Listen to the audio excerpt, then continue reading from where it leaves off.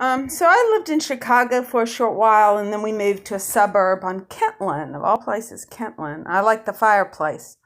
So we lived in a nice small houses, not the wealthy, but then I would go and take trips out to the farm, which is a larger piece of property, very isolated.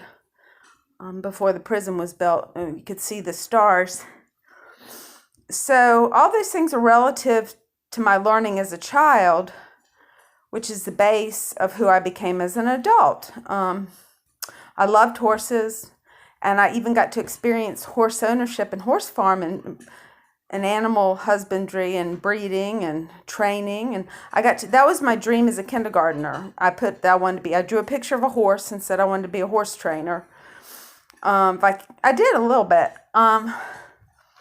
But to me, like if I owned the farm Afton and Mount Rush, which I don't know if Irene wants to sell it, all the kids in the city need to have a country experience. And I know Robnika had a cousin in North Carolina. They go and see the cousin. But it is essential that these children get into safe areas where they can use independent play and explore and feel like they're finding something new that they've never seen before in a safe area.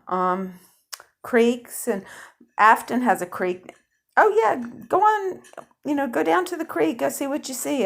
My grandmommy told me there was gold there. She said, pan for some gold. I never found any. But for the type of people that we want in our culture and society, the calmness, the importance of solitude, and that was the original name of the farm, we'll give them a base on choosing what feels good to them. If they had some great experience, there's bound to be people in the state of Virginia or West Virginia or wherever that will take on children from the city for, like we did, the Fresh Air Fund. I'm always thinking dollars and cents. What's going to make it cheaper to not have to send as many people to prison, to not have as many welfare babies? And I met one that she didn't know. She colored her hair. I said, you should go to art school. She said, how would I go to art school? But she was having her second baby so she could get her own house. That is sad. That's really sad that no one's pointed her into the direction that would help her intrinsically as a woman, as a member of society. How did they miss her? How are you missing these kids that make these poor choices?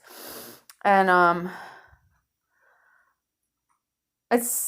it's not genetic. You do get certain characteristics from genetics, but internal clocks that are set by violence or poor parenting, maybe because of the stress of not having enough to have a car to get your kids to the doctor. And it's a lot of stress.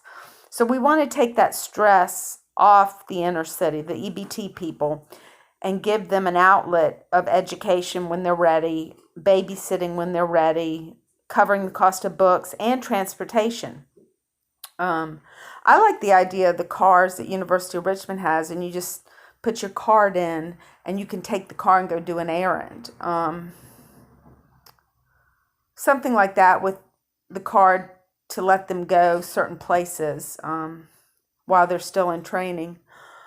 But I do see within the next 5 or 6, 7, 10 years that we can close those projects and build beautiful craftsman homes that are environmentally friendly and bring in millionaires to the city of Richmond. But if they've got to look at the hostile neighbors of like trying to keep the poor black people from stealing your computer, come on, we got to be smarter than that. Let them learn how to earn their computer.